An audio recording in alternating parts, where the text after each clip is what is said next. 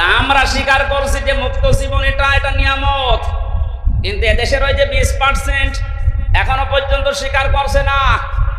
গতকালকের একটা ভিডিও, সে এখনো পর্যন্ত জালেমের সাফাই গাচ্ছে যে না, মানে কি কিছু করেনি দেশের জন্য। একটা রাস্তা বানাতে যদি 2 কোটি টাকা খরচ হয়, 3 বার বাজেট করে 9 কোটি টাকা খরচ করেছে। 2 কোটি খরচ করে 7 কোটি আল্লাহর রাস্তায় নিয়ে চলে গেছে।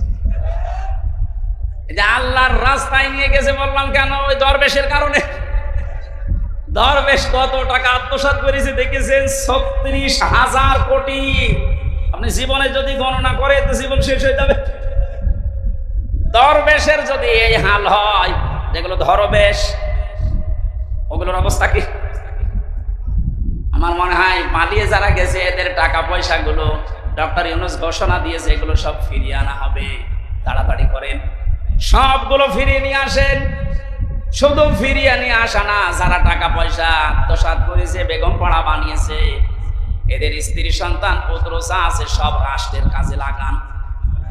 টাকা পয়সাগুলো নিয়ে এসে আপনি একটু দেশের মানুষের কাছে দেন, দেখেন দেশটা দাঁড়িয়ে যাবে। কোনো অভাব নেই এদেশের, অভাব শুধু সুষ্ঠু বন্টনে। এই সুষ্ঠু বন্টন যেন হয়, আমরা এরকম মানুষকে এখন সামনে চাই। কথা বলেন ঠিক কিনা? ওনার যখন বললো যে আমার 2টা ছেলে হাফেজ আলেম হবে, আমার মন হৃদয় ভরে গেছে। এরকম মানুষকে আপনি দায়িত্ব দেবেন, যে মানুষগুলো কোরআনে কারিম নিজে পড়ে সন্তানকে পড়ায়। আমি এর আগে শুনেছিলাম যে ওনার ভাই, যে টরিক ভাই নাকি, উনি একটা মাদ্রাসা অলরেডি নিজে একা একা চালায়, এবং চুয়াডাঙ্গার ভেতরে ওইটা নাকি একটা মডেল। কয়েকদিন আগে আমি মালয়েশিয়া ছিলাম, মিজানুর রহমান আজহারি ভাইয়ের সাথে কয়েকটা প্রোগ্রাম ছিল। উনি আমাকে বলছিল টরিক ভাই সালাম দিন, উনি আসবে বাংলাদেশে কিছুদিনের ভেতরে। কুষ্টিয়াতে একটা প্রোগ্রাম নেওয়ার কথা জানিয়েছি, কুষ্টিয়ার স্টেডিয়াম মাঠে। উনি আর আমি থাকবো, আপনারা ইনশাল্লাহ যাবেন, দাওয়াত দিয়ে দিলাম।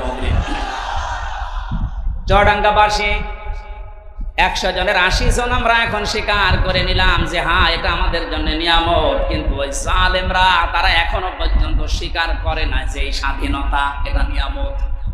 কথা বলেন না কেন? তাহলে নিয়ামত পাওয়ার পরে আমরা যারা 80 ভাগ শুকরিয়া আদায় করলাম, মুখ দিয়ে স্বীকার করছি যে হ্যাঁ এটা নিয়ামত, 20 ভাগ যারা আছে এখনো পর্যন্ত স্বীকার করছে না। আপনি মাঝে মাঝেই দেখবেন ওরা নতুন নতুন ইস্যু তৈরি করে এই বিশৃঙ্খলা তৈরি করছে। প্রথমে ওরা অমুসলিমদেরকে দিয়ে চেষ্টা চালিয়েছিল সংখ্যালঘু নাম দিয়ে। জামাতে ইসলামের কেন্দ্রীয় আমির যিনি ডাক্তার শফিকুর রহমান ঘোষণা দিয়েছেন এই বাংলাদেশে কোনো সংখ্যাগুরু নেই।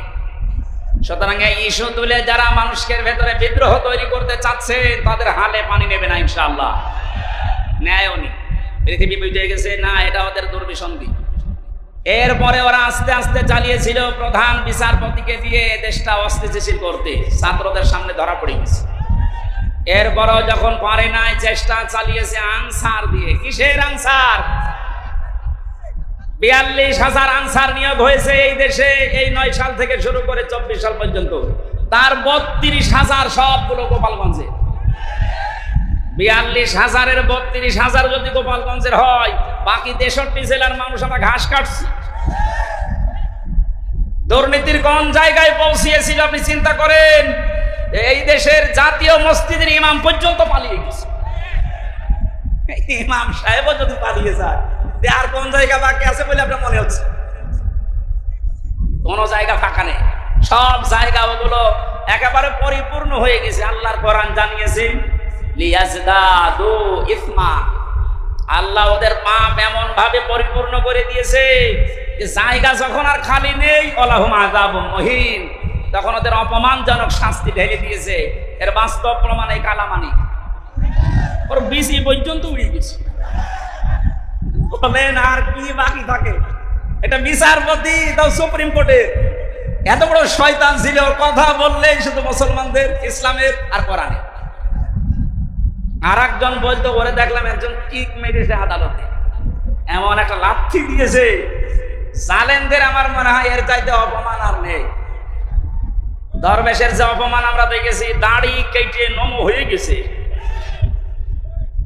প্রথমে যে শয়তানকে ধরেছিল, শয়তান বলছে আমার একা নেবেন, মানে ওই যে দরবেশ। দরবেশ কোনটা? ওই যে সালমানের রহমান। আপনি চিন্তা করেন কোথায় নামিয়েছে অপমানের আর কোন জায়গায় এই দেশে জালেমদের বাকি নেই। কথা বলেন ঠিক কিনা?